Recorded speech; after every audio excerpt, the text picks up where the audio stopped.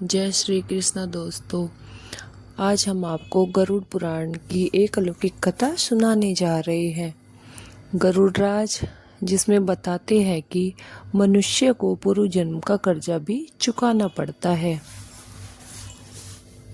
प्रिय मित्रों, गरुड़ राज ने बताया कि मनुष्य जैसा कर्म करता है वैसा ही उसको फल उसे मिलता है। मनुष्य के कर्म ही उसकी पहचान होती है, वरना एक नाम के तो हजारों इंसान हैं।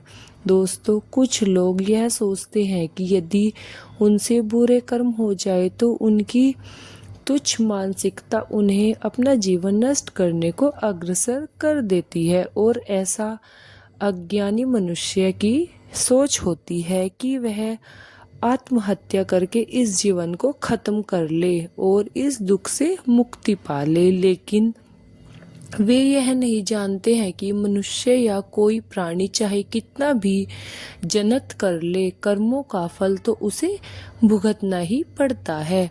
आज की यह कहानी भी इसी तथ्य पर आधारित है और बहुत ही महत्वपूर्ण और सर्वज्ञानिक है। इसलिए मित्रों से मेरा यह निवेदन है कि आप इस कहानी को शुरू से अंत तक ध्यानपूर्वक सुने और पूरा सुने। कैसे मनुष्य को अपने कर्मों का फल भोगना पड़ता है, चाहे फिर कर्म इस जन्म के हो या पूर्व जन्म के हो। कहानी शुरू करने से पहले आपसे निवेदन है कि हमारी कहानी अगर आपको पसंद आए हो तो हमारे चैनल को लाइक और सब्सक्राइब करें और कमेंट में जय श्री कृष्ण अवश्य लिखें। कहानी शुरू करते हैं। एक समय की बात है, किसी पर्वत के ऊंचे शिखर पर एक गरुड़ पक्षी अपनी पत्नी के साथ जीवन व्यतीत कर रहे थे। एक दिन गरुड़ राज की पत्नी ने पूछा, स्वामी, मनुष्य या कोई और भी प्राणी उसे पूर्व जन्म का कर्जा भी चुकाना पड़ता है, तो मृत्यु के बाद आत्मा अपने साथ कौन कौन सी चीजें लेकर जाती है? इनका प्रभाव मृत्यु के बाद किस तरह से पड़ता है? गरुड़राज ने कहा, देवी, यह सत्य है कि मनुष्य को अपने पूर्व जन्म का कर्जा अवश्य ही चुकाना पड़ता है, और मृत्यु के बाद भी कुछ ऐसी चीजें हैं जिनका प्रभाव मनुष्य के दूसरे जीवन पर भी पूरा पड़ता है। इस पर गरुड़राज की पत्नी कहती है कि प्राणधार, ऐसा कौन सा कर्जा है जो हमें किसी न किसी जन्म में चुकाना ही पड़ता है, और ऐसी कौन सी चीजें हैं जो हमारे अगले जन्म में भी प्रभाव डालती हैं?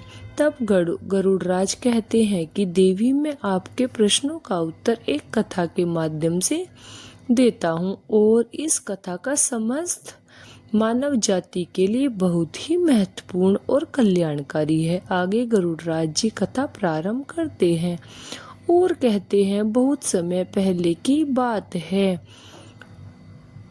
गोलमपुर नाम के किसी नगर में समयदीन नाम का एक निर्धन ब्राह्मण अपनी पत्नी के साथ छोटे से घर में निवास करता था। उसकी पत्नी का नाम बंदिता था। वह अत्यंत गरीब घर में जन्मा था, लेकिन वह बहुत ही बुद्धिमान और मेहनती भी था। जब वह निर्धन था तब उसे धन की अधिक लालसा नहीं थी। समय बीतता गया और वह निर्धन ब्राह्मण बहुत ही मेहनत करने लगा और अपनी बुद्धिमत्ता और मेहनत के जोर पर उसकी परिस्थिति में सुधार आने लगा। लेकिन जैसे जैसे उसके पास धन का संग्रह होने लगा, उसके अंदर धन की लालसा बढ़ती ही गई। अब वह दिन रात उस धन को बढ़ाने की चिंता में डूबा रहता था। उसकी पत्नी बंदिता भी धन की अत्यधिकता लालची थी। प्यारे दोस्तों, आप तो जानते हैं कि धन की लालसा ऐसे ही होती है जो बढ़ते धन के साथ साथ बढ़ती ही जाती है। समयदीन अब ऐसा सोचता था कि काश उसे कोई ऐसा युक्ति मिल जाए जिससे कुछ ही दिनों में धन में हजारों गुना बढ़ोतरी हो जाए। उसके धन का बहुत लालसा बढ़ चुकी थी, जिसके कारण दिन प्रतिदिन उसकी लालसा बढ़ती ही जा रही थी। दर्शक बंधुओं, जब समय दीन निर्धनता था तब वह धन को लालच और हाथों का मैल समझता था और कहता था कि धन क्या है, वह तो हमेशा आता जाता रहता है।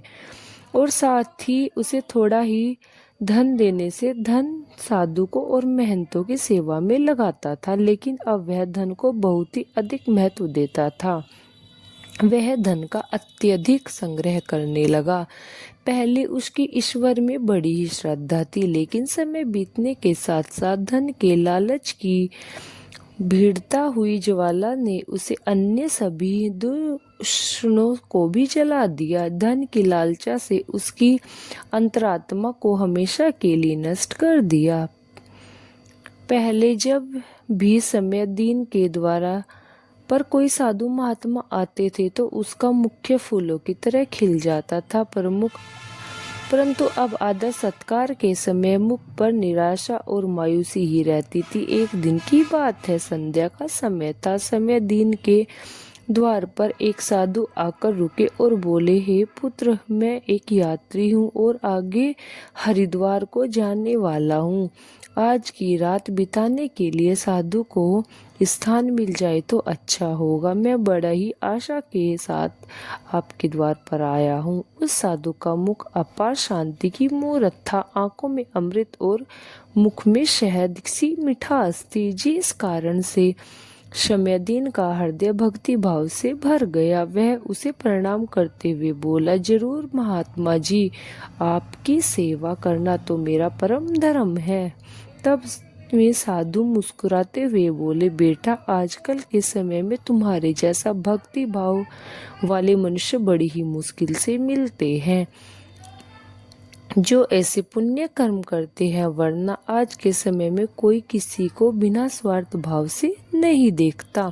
इस संसार में धर्म का भाव ही जैसे उठ सा गया हो। इस प्रकार से साधु के मुख से अपनी प्रशंसा सुनकर समयदीन का हृदय खिल उठा। उसे ऐसा प्रतीत हुआ मानो उसे स्वर्ग में ही स्थान मिल गया हो। उसके होठों पर शब्द सी आ गई थी, लेकिन उन्हें दबा दिया और उसने कहा, महाराज, अगर हम जैसे जैसे संतों की सेवा नहीं करते तो इस मानव जीवन का क्या लाभ है। ऐसा करते हुए समयदीन उस महात्मा को अपने घर के अंदर ले गया। जब उन्होंने घर में प्रवेश किया तब समयदीन ने उसे स्वागत सत्कार में कोई कमी नहीं छोड़ी। खाने के लिए स्वादिष्ट भोजन बनवाया, तरह तरह के पकवान और नाना प्रकार की मिठाई भी बनवाई। इसके बाद दाल और सब्जियों में इतना घी डाला जैसे नदी की धारों में जल बहता है।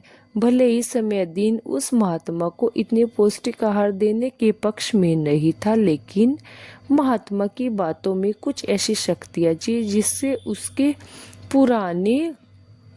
वर्षों पुराने विचार चंद पदलों में बदल चुके थे। जैसे सूखी धरती पर एक दिन की बारिश से हरियाली छा जाती है, इस भक्ति भाव से महात्मा का दिल खुश हो गया। रात भर बातें होती रही, ज्ञान और भक्ति की चर्चाएं चलती रही। अंत में समयदीन ने पूछा, महात्मा जी, आप साधु कैसे बने? साधु ने हंसकर उत्तर दिया, बेटा, बुढ़ापा आ चुका है, अब क्या सारी उम्र गृहस्थी में ही फंसा रहूं? कुछ दिन हरि भजन तो करना चाहिए। ईश्वर कृपा से बहुत धन कमाया है। मेरे 3 पुत्र हैं और एक कन्या भी है। अब सारी धन दौलत उन्हें बांट दी और अब तीर्थ यात्रा के लिए मैं जा रहा हूँ। फिर कुछ समय के पश्चात समयदीन ने साधु की तरफ देखा और पूछा, तो वह क्या आपसे अपना सब कुछ बच्चों को दे दिया है? अपने सास भी कुछ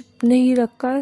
तभी साधु ने उत्तर दिया, बेटा, मेरा हाथ में जो यह लाठी देख रहे हो, यह अंदर से खोखली है। इसमें मैंने 1000 स्वर्ण मुद्राएं डाल रखी है। यात्रा में कभी कभी धन की आवश्यकता भी पड़ती है। अब यह कहते कहते साधु की नींद आ गई, लेकिन समयदीन की आंखें जाग रही थी।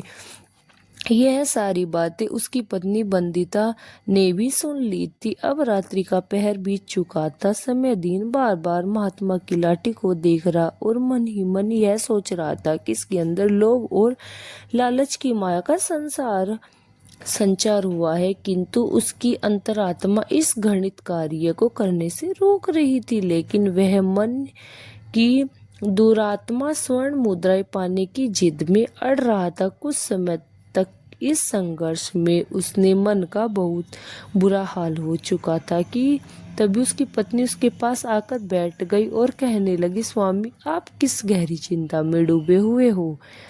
क्या आप भी यही कुटिल मंशा से अपने मन में यह विचार ला रहे हो? इस महात्मा ने तो अपनी खूब सेवा करवा ली, अब इन्हें कुछ तो हर्जाना भरना पड़ेगा। तब समयदीन कहता है कि बंदिता, मेरे मन में बड़ी ही दुविधा हो रही है। हमारा कर्तव्य है कि अतिथि की सेवा करें, किंतु अगर हम इसके धन को चुराते हैं तो पाप होगा। शायद हमें ऐसा नहीं करना चाहिए। तब उसकी पत्नी कहती है कि अजी, आप कैसे फिजूल की बातें कर रहे हो? इस महात्मा की उम्र ढल चुकी है, क्या पता कब इसका बुलावा आ जाए और यह लुढ़क जाए। वैसे भी अब यह घर बार छोड़ चुके हैं और अपनी अंतिम यात्रा बिताते समय के साथ हरिद्वार में जा रहे हैं। आप अपने मन को मत रोको और इस स्वर्ण मुद्राओं को ले लो। मुझे लगता है ईश्वर भी यही चाहते हैं, इसी कारण से यह महात्मा यहाँ पर पधारे हैं और जो बातें सबसे गुप्त रखनी चाहिए उसे ही आपको बता दिया है। तब समयदीन कहता है कि ठीक है। अनंत लोभ की दुरात्मा ने उसकी अंतरात्मा को हरा दिया। समयदीन ने लाठी उठाई। अब उसके हाथ पैर कांप रहे थे। उसके अंतरात्मा ने एक बार फिर से बड़बड़ाना शुरू किया, लेकिन लोभ के दृढ़ हाथों ने उसे दबा लिया।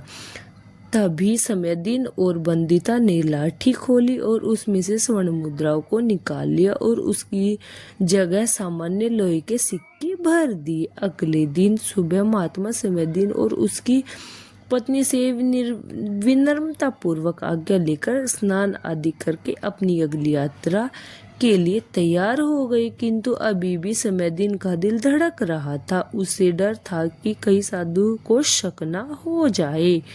इस ख्याल से उसका चेहरा पीला पड़ा जा रहा था, लेकिन महात्मा को इस बात की कोई खबर नहीं थी। वह तो हंसते हुए बातें कर रहे थे और रात की मेहनमाजी नवाजी के लिए बार बार धन्यवाद दे रहे थे।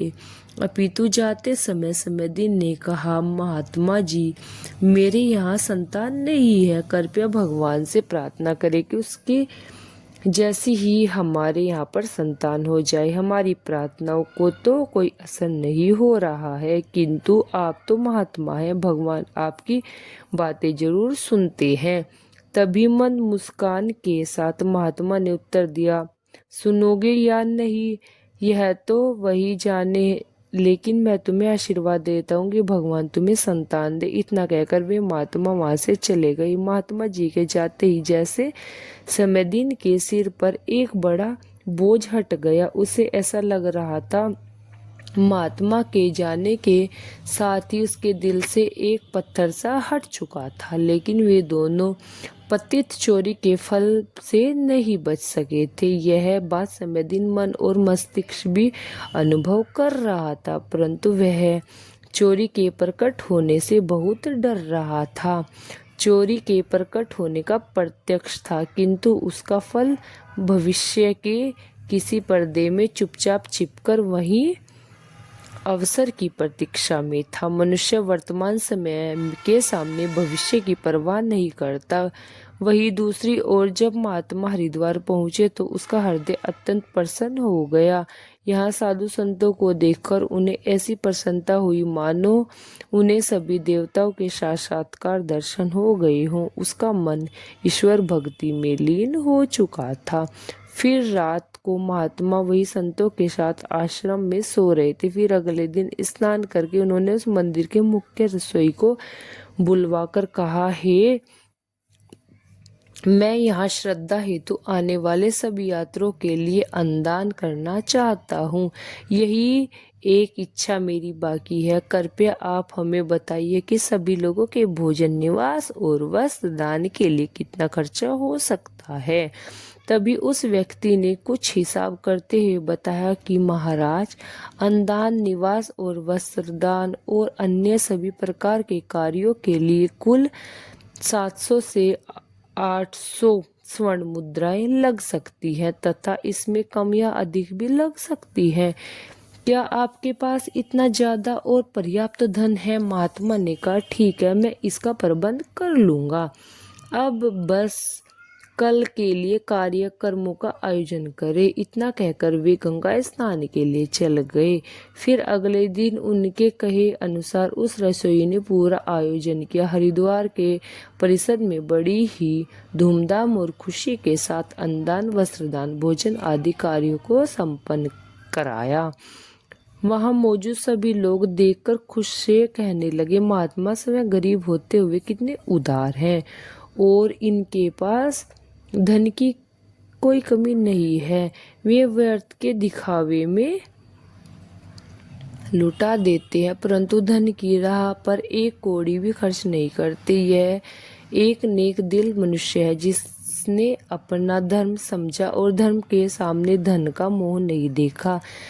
अपनी प्रशंसा सुनकर महात्मा को खुशी का कोई ठिकाना नहीं रहा। उनका हृदय आनंद से प्रसन्न हो गया, किंतु दूसरी ओर उसका भाग्य रो रहा।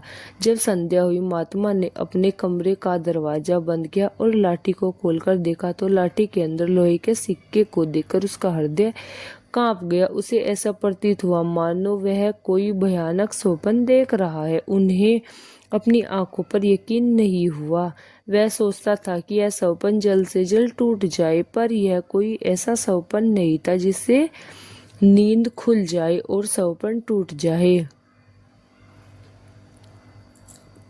उन्होंने एक बार अपनी आंखों को मसला और देखा, यह सिक्के वही लोहे के थे। अब उन महात्मा को थोड़ी ही देर में रसोइये का हिसाब करके उसका धन लौटाना भी था।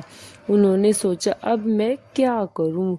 अपमान की छवि उनकी आंखों के सामने नजर आने लगी। वह कहने लगा, हे प्रभु, आप मुझे क्षमा करें, मैं मेरे द्वार दिए गए वचनों को निभाने में असमर्थ हूँ। महात्मा कांपते हुए खड़े हुए और अपमान का ख्याल अपमान से भी ज्यादा डरावना लग रहा था। अब उसने इसे सहन करने की शक्ति नहीं थी। वे कुछ देर तक सोचते रहे और उन्होंने अचानक से दरवाजा बंद कर लिया और साथ ही उम्मीदवारों के द्वार भी बंद हो गए।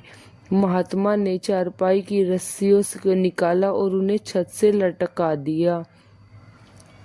अब मौत दरवाजे पर खड़ी थी कि तभी महात्मा की अंतरात्मा ने उपदेश दिया कि दिमाग ने भी सलाह दी कि यह तुम क्या कर रहे हो? आत्महत्या सबसे बड़ा निंदनीय कर्म है, ऐसा मत करो। पर निराशा उन्हें हर तरफ से हरा कर रख दिया था। महात्मा का चेहरा मृत व्यक्ति की तरह सफेद पड़ गया था। तब उन्हें चारपाई पर खड़े होकर अपनी गर्दन में फंदा डाला और कांपते हुए पैरों से चारपाई को ठोकर मार दी।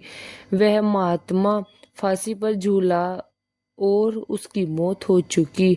जहाँ सुबह बहुत सुखपूर्वक और शांति, लेकिन किस्से का पता नहीं था कि शाम कितनी दुखदाई होगी। कुछ ही समय बाद यह घटना चारों ओर फैल गई। यह सब देखकर उस रसोइये ने ही महात्मा का अंतिम संस्कार किया और फिर से भगवान का नाम लेकर अपने काम में लग गया। वह महात्मा तो मर गया, लेकिन उसका आशीर्वाद अभी भी जीवित था। 1 साल के भीतर ही वह चोर ब्राह्मण समयदीन के घर में एक पुत्र का जन्म हुआ। इस अवसर पर समयदीन ऐसे प्रसन्न था मानो सारे संसार का धन उसे ही मिल चुका था। अब तो अंधेरे घर में प्रकाश छा गया था। उसके पैर धरती पर ना पड़े। उसने बालक का नामकरण संस्कार बड़ी धूमधाम से किया। उस उत्सव के अवसर पर एक नगर भोज करा दिया। उस दिन समयदीन ने अपनी सारी जिंदगी की कंजूसी निकाल दी और धन को पानी की तरह बहाया। बालक का नाम श्यामू रखा गया। श्यामू बहुत ही सुशील और भगवान का उपासक बालक था। उसकी तीक्ष्ण बुद्धि देखकर आश्चर्य होता था। लोग कहते थे कि यह कुल का नाम बढ़ाएगा। समयदीन यह सुनकर फूला ना समाता था। एक दिन 5 वर्ष बीत गए। श्यामू शिक्षा ग्रहण करने हेतु आश्रम में गया। वहां भी उसके गुणों का विकास होने लगा। वह हमेशा अपनी कक्षा में प्रथम आया करता था। समयदीन यह देखकर ईश्वर को धन्यवाद करता था, लेकिन कभी कभी जब उसे उस महात्मा के साथ अपने दुर्व्यवहार की याद आती थी तो उसके दिल में चुभन होती थी और उसकी आत्मा पर एक अनजाना सा डर छाया रहता था। उसे बार बार अपने ऊपर गुस्सा आ जाता था। यह अक्सर मन ही मन दुखी होता था और मन ही मन कहता था कि मेरी बुद्धि कैसी खोटी है, मैंने तो मूर्खता क्यों की। लेकिन बीता हुआ समय उसके हाथ से अब निकल जा चुका था। उसने स्वर्ण की 1000 मोहर को एक लाल वस्त्र में बांधकर संदूक में रख दिया और यह निश्चय किया कि उस महात्मा को वापस दे देगा। फिर उसने महात्मा की खोज शुरू कर दी। कई लोगों को भेजा, लेकिन वह उस महात्मा तक नहीं पहुंच सका। इतना समय बीत गया कि अब समयदीन उस घटना को भूल गया, परंतु स्वर्ण मुद्राएं अभी भी एक लाल वस्त्र में लिपटी हुई उस संदूक में पड़ी हुई थी। समय गुजरता रहा और श्यामू अब 20 वर्ष का हो चुका था। साथ ही उसके एक बीमारी ने जकड़ रखा था और श्यामू के इलाज में काफी धन भी खर्च हो रहा था। फिर एक दिन अचानक समयदीन अपनी पत्नी बंदिता और बेटे श्यामू के साथ हरिद्वार के लिए निकल पड़ा। वहां पहुंचकर वे एक आश्रम में रुके। वहां समयदीन को पता चला कि उसके बेटे श्यामू का व्यवहार साधुओं जैसा हो रहा है। उसके अंदर वैराग्य आ चुका है। एक दिन रात साधु के डेरे में समय बिताता और जब भी किसी दीन दुखी या गरीब को देखता तो उसकी मदद करता था। इसे देखकर समयदीन बहुत परेशान होता था, पर वह कुछ नहीं कर पाता। श्यामू उसकी इकलौती संतान थी। इसका मुख देखकर समयदीन का क्रोध शांत हो जाता था। वह बहुत सोचता था, परंतु श्यामू के स्वभाव के कारण उसे समय में समझ नहीं आता था और वह सोचता था कि इस समस्या का हल कैसे ढूंढा जाए। फिर दूसरे दिन संध्या के समय श्यामू भजन कर अपने आश्रम की तरफ लौट रहा था कि रास्ते में एक बूढ़ा आदमी उसे रोता हुआ मिला। जब श्यामू ने आश्चर्य से पूछा, भाई क्यों रोते हो, तब वह बूढ़ा आदमी कहने लगा कि बेटा क्या कहे, बहुत लज्जा आती है। अगर तुम जानना चाहते हो तो सुनो, मैं गंगा जी में डूबकर अपना जीवन समाप्त करने जा रहा हूँ, क्योंकि मुझे व्यापार में घाटा हुआ है और मेरे सिर बहुत सारा कर्जा हुआ है। श्यामू कहता है, पर यह तो एक छोटी सी बात है। उस बूढ़े व्यक्ति ने अजीबोगरीब नजर में श्यामू जी की ओर देखते हुए कहा, मुझे अपना कर्ज चुकाना है, नहीं तो मेरे पास आत्महत्या करने के अलावा और दूसरा कोई विकल्प शेष नहीं है। तब श्यामू कुछ देर तक चुप रहा। यह मौन उस दुर्भाग्यशाली बूढ़े व्यक्ति के लिए एक उम्मीद बन चुका था। उसके आंसू थम गए और फिर श्यामू ने पूछा, महाराज आपको कितने धन की आवश्यकता है, कृपया आप हमें बतलाइए। दर्शक बंधुओं, जब इंसान निराश और हताश होता है तब उसे हर कदम पर उम्मीद नजर आती है। उस बूढ़े व्यक्ति ने हिसाब लगाकर जवाब दिया और कहा, मेरे सिर पर लगभग 1000 स्वर्ण मुद्राओं का कर्जा है। श्यामू फिर से कुछ देर के लिए चुप रहा और उसने कहा, महाराज आप चिंता मत कीजिए, आप बस इसी गंगा मैया के तट पर मेरी प्रतीक्षा करो, मैं बस अभी वापस आता हूँ। इसके लिए मैं कहीं से धन का संग्रह करके लाता हूँ। तब बूढ़े आदमी ने कहा, बेटा यही पास में ही मेरा एक धर्मशाला है, तुम वहीं जाओ। उस समय शामू भागते हुए वापस आश्रम में जा पहुंचा। उस समय उसके हृदय में हलचल सी मच गई। उसकी चिंता व्याकुल थी। वह चाहता था कि जितनी जल्दी हो सके बूढ़े बाबा का संकट मिटाया जाए। उसे दिव्य शक्ति से विश्वास दिला दिया कि इस बूढ़े बाबा की सहायता करना मेरा परम कर्तव्य है। वह एक विशेष भावुकता के साथ अपने आश्रम पर पहुंचा और लेकिन उसके माता पिता उस समय कहीं बाहर जाए हुए थे। उसे कुछ भी समझ में नहीं आ रहा था कि वह अब क्या करे। उसे उस बूढ़े व्यक्ति की चिंता हो रही थी कि कहीं वह आत्महत्या ना कर ले। तभी श्यामू की नज़र उस संदूक पर पड़ी जो उसके माता पिता अपने साथ लेकर आए थे। वह वही संदूक था जिसमें समयदीन ने 1000 स्वर्ण मुद्राएं एक लाल कपड़े में बांध कर रखी हुई थी। अब श्यामू का रास्ता साफ हो गया था। उसने संदूक पर जो ताला लगा हुआ था उसे एक पत्थर से तोड़ डाला, फिर संदूक को खंगाला शुरू कर दिया। निराशा और अपनी जगह बना ली, लेकिन आशा ने बंधन बांध दिए। तभी अचानक आशा की एक नज़र आ चुकी थी। श्यामू के हाथ वह लाल कपड़ा लग चुका था। उसने उसे कांपते हाथों से खोला और उसका दिल कलम की तरह खिल उठा। उस रुमाल में पूरी 1000 स्वर्ण मुद्राएं थी। वह वही सोने की मुद्राएं थी जिसके में समयदीन ने कभी एक महात्मा से चुराया हुआ था। जब मुद्राओं की गिनती की तो वह पूरी 1000 ही निकली। श्यामू का दिल प्रसन्नता से भर गया। उसने वह मुद्राएं अपनी जेब में डाली और वस्त्र को वापस संदूक में रख दिया। फिर अति उत्साह के साथ बूढ़े बाबा के साथ जा पहुंचा। उन्हें वह मुद्राएं दे दी। प्यारे दोस्तों, हर व्यक्ति को पूर्व जन्म का कर्जा चुकाना ही पड़ता है।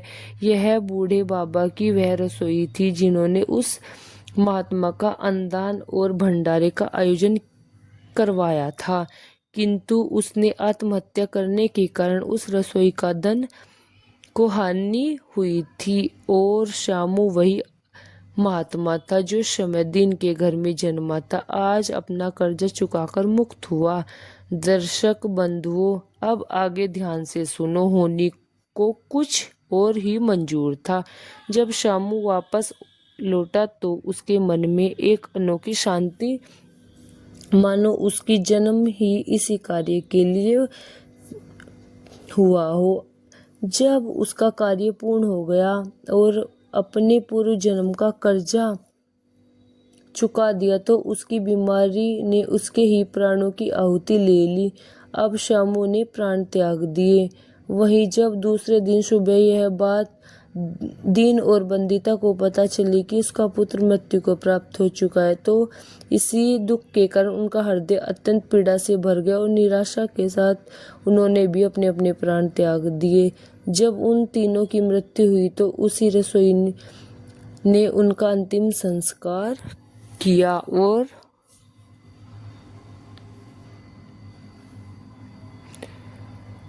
जब उन तीनों की आत्माओं को यमराज के दरबार में लाया गया तब यमराज ने श्यामू को स्वर्ग में भेज दिया। वहीं दूसरी ओर समयदीन और उसकी पत्नी बंदिता को घोर नरक में डाल दिया। तत्पश्चात उन दोनों को ही अपराजित की उपाधि प्राप्त हुई और उन्होंने घोर नरक की भी प्राप्ति हुई।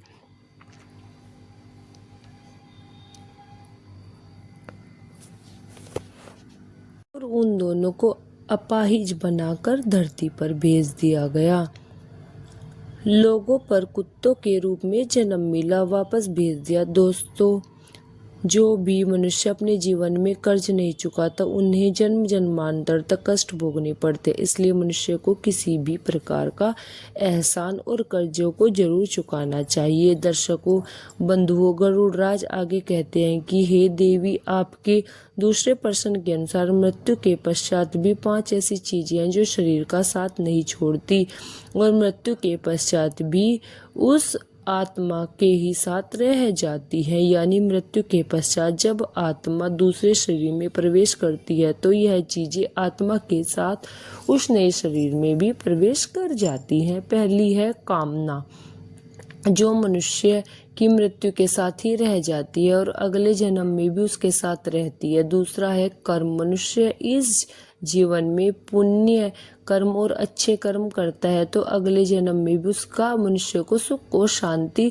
समृद्धि की प्राप्ति होती है। तीसरा है वासना, जो कामना का ही एक प्रकार से रूप है। वासना एक ऐसी चीज है मानी जाती है जिसका कोई भी अंत नहीं है। मृत्यु की चौखट पर आए हुए लोगों भी वासना से मुक्त नहीं हो पाते। इस संसार सुख की चाह और काम की इच्छा वासना कहलाती है। मन की शांति और ज्ञान की एकमात्र वस्तु है जो वासना से मुक्ति दिला सकती है। चौथी है स्मृति या ज्ञान, बुद्धिमान मनुष्य हमेशा ही बुद्धि और विवेकशील रहते हैं जिस कारण से उन्हें जल्दी मुक्ति की प्राप्ति होती है। और पांचवी बात है कर्ज, यह एक ऐसी चीज है जो मनुष्य के मरने के बाद भी उसका पीछा नहीं छोड़ती। अगर किसी से कर्ज लिया हो तो उसे मरने से पहले जरूर चुका दें। लिया गया कर्ज और दिया गया कर्ज जन्म जन्मांतर तक मनुष्य के साथ ही रहता है। अगर कोई मनुष्य कर्ज लेकर मरता है तो उसका कर्ज परलोक में वापस मांगा जाता है, साथ ही उसे अपने कर्ज की सजा भी दी जाती है। इतना ही नहीं, पूर्व जन्म में उस कर्ज के भरण को तौर पर मनुष्य के शरीर के किसी भी हिस्से को अपंग या अपाहिज बना दिया जाता है। अगले मिलने वाले जन्म में भी वह व्यक्ति सुख सुविधाओं से दूर रहता है और हमेशा अपने जीवन में असफल रह जाता है। इसलिए भगवान से ज्यादा कर्मों से डरिए। एक बार भगवान तो माफ कर सकते हैं लेकिन कर्म नहीं, इसलिए मनुष्य को हमेशा अपने कर्मों में निश्चलता की प्रधानता रखनी चाहिए। हमें कभी भी लालच में आकर दूसरे दुष्कर्मों को नहीं भुलाना चाहिए और किसी भी कर्ज को अपने जीवन पर भार नहीं बनाना चाहिए। अगर आपको हमारी वीडियो पसंद आई हो तो हमारे चैनल को लाइक करें, सब्सक्राइब करें और कमेंट में हर हर महादेव अवश्य लिख के धन्यवाद।